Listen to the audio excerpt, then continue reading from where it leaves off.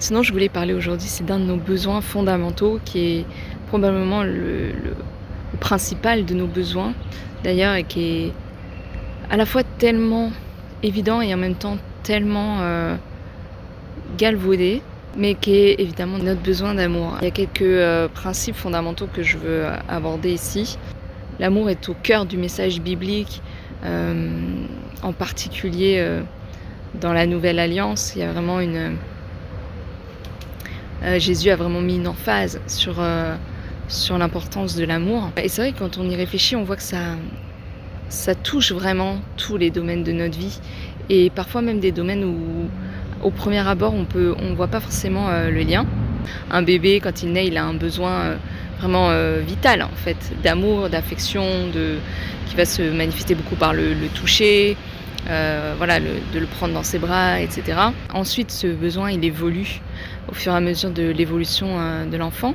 Et assez vite, il va vraiment se traduire en un besoin de reconnaissance et de validation. Enfin, il y a plusieurs aspects, mais très vite, l'enfant va vraiment se construire son identité à travers le regard de ses parents, à travers l'amour que ses parents l'amour et l'affection que ses parents vont lui démontrer. Plus les parents vont répondre à ce besoin de l'enfant, qui va se manifester de différentes manières et probablement aussi dépendamment si l'enfant est un garçon ou une fille et de son tempérament de façon plus générale, de son caractère. Si l'enfant se sent vu, si l'enfant se sent validé, si l'enfant se sent aimé, si l'enfant se sent encouragé dans qui il est, il va pouvoir se construire sur cette base, sur cette bonne fondation et grandir vraiment avec cette assurance en lui qu'il est aimé et qu'il a de la valeur. Et moins ces choses vont être exprimées de manière assez explicite. Enfin, c'est aussi important, l'importance du langage, l'importance de vraiment... mais le langage suffit pas en fait. Il faut que les langages soient le langage et les mots soient alignés avec le comportement. Là, je parle des parents. Mais voilà, moins il va y avoir ça et plus l'enfant va grandir avec des fondations qui sont pas solides, des fondations qui sont un peu instables et avec des questions de est-ce que j'ai de la valeur et donc forcément plus la tendance à douter et à avoir peur ou au pire accepter les mensonges que j'ai pas tant de valeur que ça et ça engendre tout ce qui s'ensuit, c'est-à-dire manque de confiance en soi, manque d'estime de soi. Après, on parle de dans la vie professionnelle, sentiment d'imposture, etc., etc. Même si je pense qu'effectivement, peut-être qu'on peut avoir des parents très aimants et une très bonne base dans l'enfance. Et pourtant être confronté à toutes ces questions, encore une fois ça dépend vraiment du tempérament, etc. Et peut-être qu'on est tous, en fait, quelque part à un moment donné confrontés à ces questions. Mais voilà, toujours est-il qu'en grandissant, au fur et à mesure qu'on prend conscience de plus en plus de choses, de notre place sur cette terre, de notre place dans la société, de notre place dans notre famille, de nos forces, de nos faiblesses, etc. Ces questions, en tout cas, elles surgissent. Et ce besoin d'amour, il s'exprime aussi, il se manifeste et il évolue au fur et à mesure qu'on grandit, on se développe et qu'on évolue aussi. Et donc c'est comme ça qu'on arrive à l'âge adulte où là, en fait, il va se manifester... encore une fois de différentes manières. Souvent, un des plus forts, c'est l'envie de construire un couple et une famille. Mais l'envie aussi de se réaliser professionnellement. Je parle vraiment au sens large, ça peut être professionnellement dans le milieu séculier ou bien dans le ministère, etc. Enfin voilà, une envie de développer ses talents, ses capacités et son potentiel et de le mettre au service des autres. Mais comme je disais dans la vidéo précédente, ce passage à l'âge adulte, c'est aussi une grande partie de notre vie d'adulte. C'est, comme je disais, d'apprendre à se défaire de ce qui caractérise un enfant. Et ce qui caractérise souvent un enfant, c'est que l'enfant prend beaucoup. L'enfant demande, l'enfant veut recevoir, l'enfant est très centré sur lui-même et sur ses propres besoins. Et souvent, voilà, à l'âge adulte, on arrive avec cette mentalité. Et c'est tout un travail, tout un processus pour commencer à trouver plus d'équilibre entre la satisfaction de ses besoins et la recherche de la satisfaction de ses besoins, et en même temps se mettre au service des autres. Bon, voilà, tout ça, c'est un peu une façon détournée de dire que si on garde cette mentalité d'enfant à l'âge adulte, où on est un peu dans cette posture de vouloir satisfaire ses propres besoins, et notamment donc ce besoin fondamental d'amour qui se cache. Comme je disais, selon les domaines, il est un peu moins évident. Voilà, dans le besoin, dans le désir de fonder un couple, de fonder une famille, c'est clair en fait. C'est souvent on cherche à combler un besoin d'amour. Et en fait, le problème de ça, entre guillemets, c'est qu'en fait, dans le couple, ça marche pas. Dans le couple et dans la famille, ça marche pas parce que en fait, si les deux viennent avec une mentalité de besoin, de désir de satisfaire ses propres besoins, y a un moment où ça pose un problème, parce que on peut pas, par définition, si j'attends de toi que tu remplisses mes besoins, moi je me mets pas à ton service. A priori, je me mets pas, je suis pas dans la meilleure posture pour me mettre à ton service. Voilà. Donc ça, c'est une chose très importante à savoir, notamment quand on cherche à former un couple, qu'on a le désir de se marier et de fonder une famille. C'est de comprendre qu'on va avoir besoin de développer une nouvelle mentalité où on se met en service de l'autre, plutôt que de rester dans cette position où on veut recevoir de l'autre. Voilà, c'est vraiment un peu le paradoxe du service. Ça illustre bien ce que Jésus disait si vous voulez être le plus grand dans le royaume de Dieu, vous devez être celui qui sert, celui qui se met au service des autres.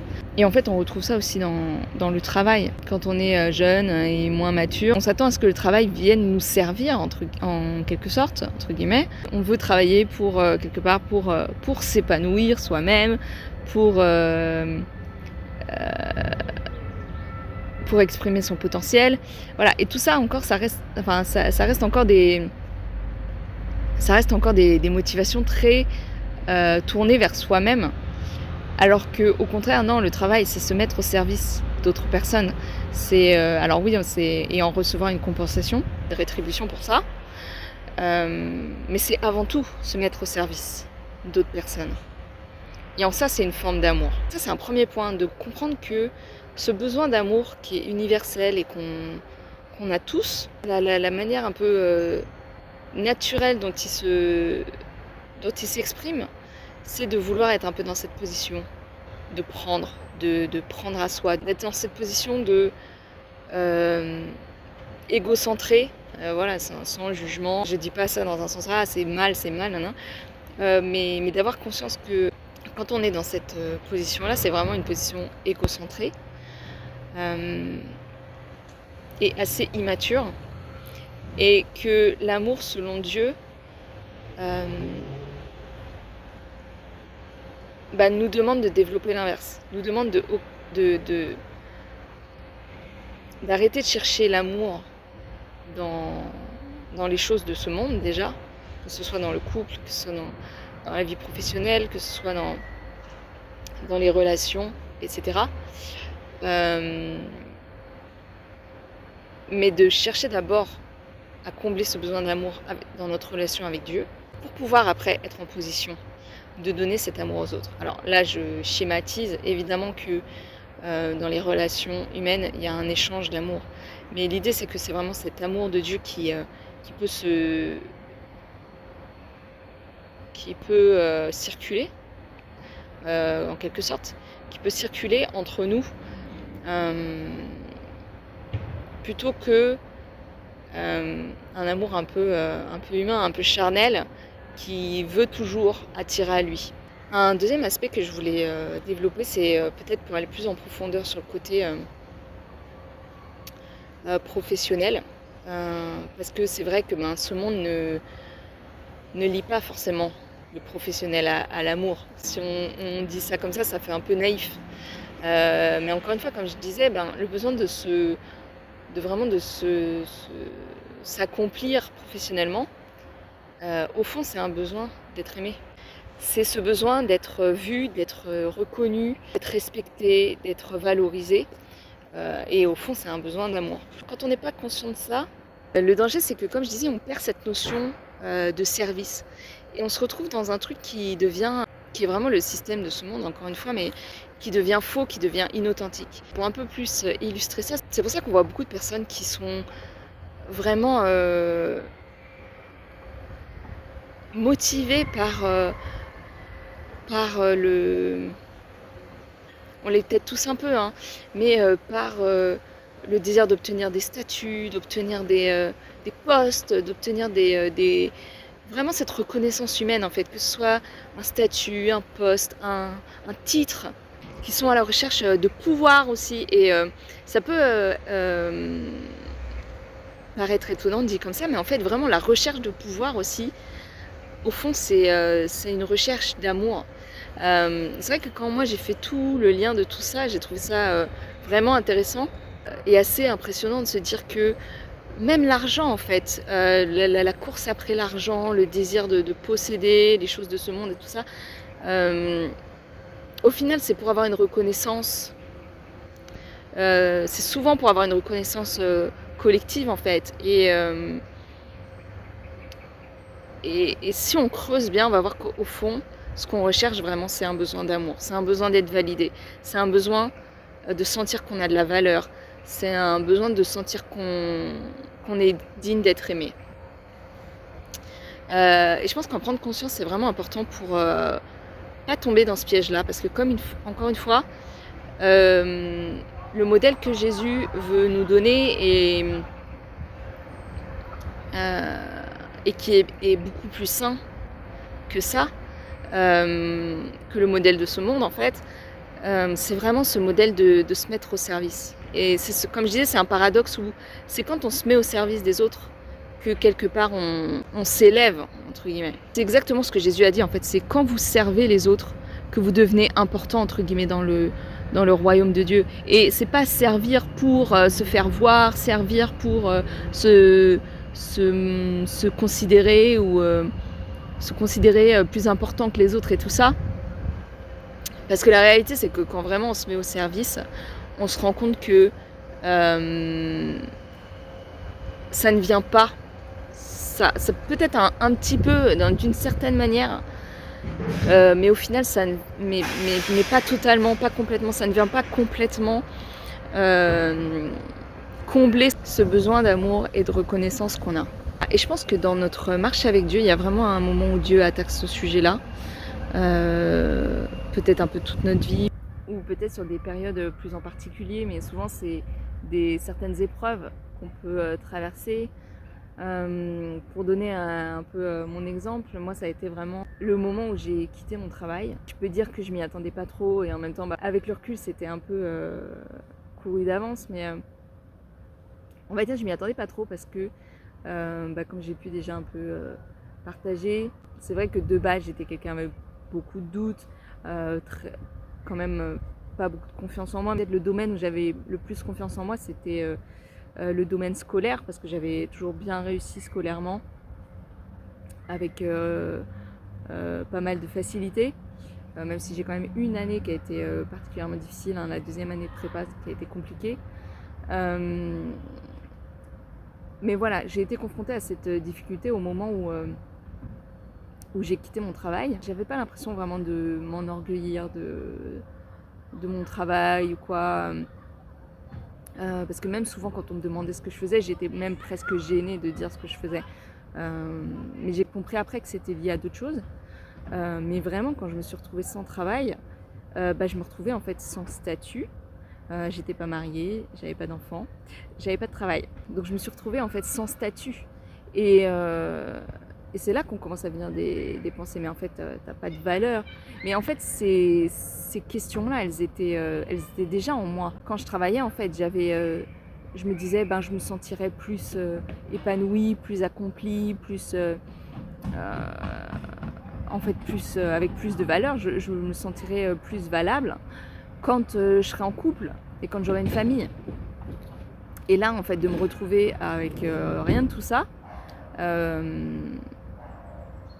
ça a été dur dans le sens où j'ai réalisé qu'en fait, il y avait quand même une partie de moi qui trouvait sa valeur dans le fait de travailler, d'avoir un travail d'ingénieur, un travail qui est plutôt bien perçu dans la société. C'est pas non plus le top du top, mais voilà, c'est un travail qui est plutôt valorisé dans la société. Et donc voilà, et donc j'étais un peu presque étonnée de ressentir vraiment ce sentiment de j'ai pas de valeur. En plus, c'est pas seulement que je travaillais pas, c'est que j'avais plus du tout envie de travailler. Je pourrais en parler dans une autre vidéo, mais j'étais vraiment à un stade où j'avais plus du tout envie de donner en fait. Et voilà, pour d'autres raisons, j'avais complètement perdu confiance en moi. Enfin voilà, et c'est là que j'ai réalisé à quel point qu'on le veuille ou non, on s'accroche à des choses, on se raccroche à des choses. Et même si c'était dur, en fait, avec le recul, c'était vraiment une invitation du Seigneur à remettre mes priorités en place, on va dire. Et du coup, à creuser ces questions. Ok, est-ce que c'est normal que je tire mon sentiment de valeur de mon travail ? Je pense que d'une partie, c'est normal et c'est humain, on va dire. C'est quelque chose qui est pas totalement, qu'on peut pas totalement éviter, qu'on peut pas totalement annuler. Je veux dire, on sera toujours content de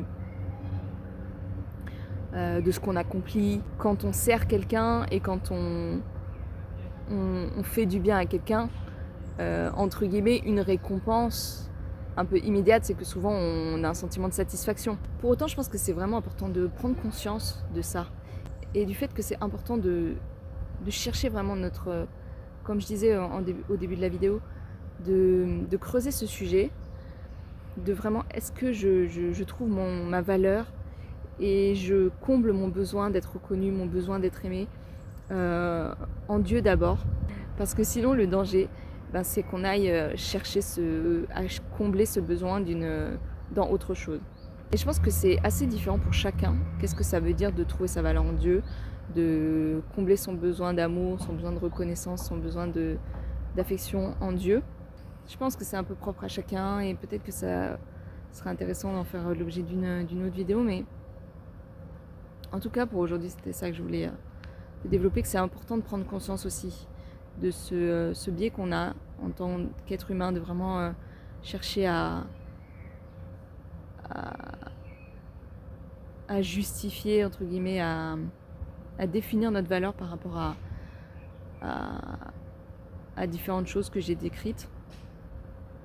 Parce que le danger de ça, c'est qu'est-ce qui se passe quand on les perd. Ou bien le danger, c'est de construire un attachement trop fort à ces choses qui peut potentiellement nous éloigner de la volonté de Dieu. Voilà, on peut parler de est-ce que ça devient pas une idole dans nos vies, mais non, vraiment dans le sens de le danger, c'est que si on valorise valorise à ce point ces choses et qu'on compte sur ces choses pour nous donner en retour un sentiment de valeur, quelque part ça prend la place de Dieu dans notre vie. Voilà ce que je voulais te partager aujourd'hui. N'hésite pas à me dire en commentaire si ça te parle, n'hésite pas à liker cette vidéo si elle t'a plu, à la partager et à t'abonner à la chaîne si tu as envie de suivre d'autres contenus comme ça. et je te dis à bientôt dans une prochaine vidéo.